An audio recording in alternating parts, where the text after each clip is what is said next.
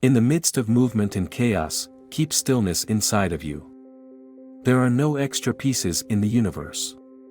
Everyone is here because he or she has a place to fill, and every piece must fit itself into the big jigsaw puzzle. The way you think, the way you behave, the way you eat, can influence your life by 30 to 50 years. Success comes when people act together, failure tends to happen alone. We are not victims of aging, sickness and death. These are part of scenery, not the seer, who is immune to any form of change. This seer is the spirit, the expression of eternal being. Our minds influence the key activity of the brain, which then influences everything: perception, cognition, thoughts and feelings, personal relationships. They're all a projection of you. It is the nature of babies to be in bliss. You can't make positive choices for the rest of your life without an environment that makes those choices easy, natural, and enjoyable. Although we take it for granted, sanitation is a physical measure that has probably done more to increase human lifespan than any kind of drug or surgery. Research has shown that the best way to be happy is to make each day happy.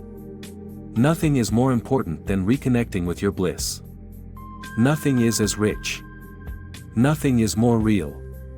Life gives you plenty of time to do whatever you want to do if you stay in the present moment.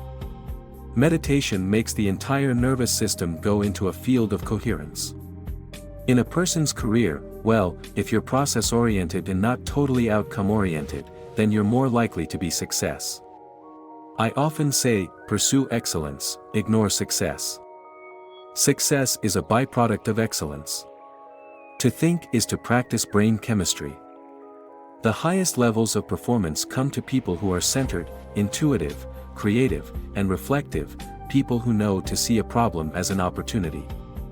No solution can ever be found by running in 3 different directions. Happiness is a continuation of happenings which are not resisted.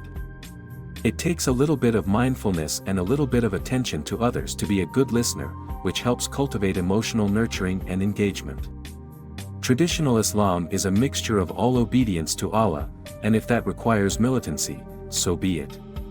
The less you open your heart to others, the more your heart suffers. There is no fixed physical reality, no single perception of the world, just numerous ways of interpreting worldviews as dictated by one's nervous system and the specific environment of our planetary existence. If you want to do really important things in life and big things in life, you can't do anything by yourself. And your best teams are your friends and your siblings.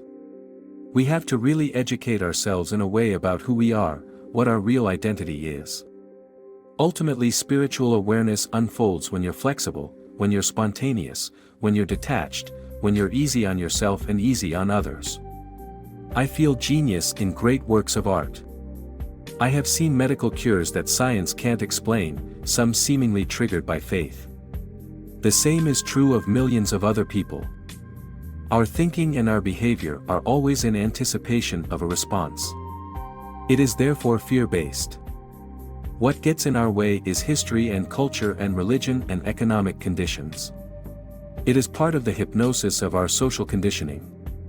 You and I are essentially infinite choice makers.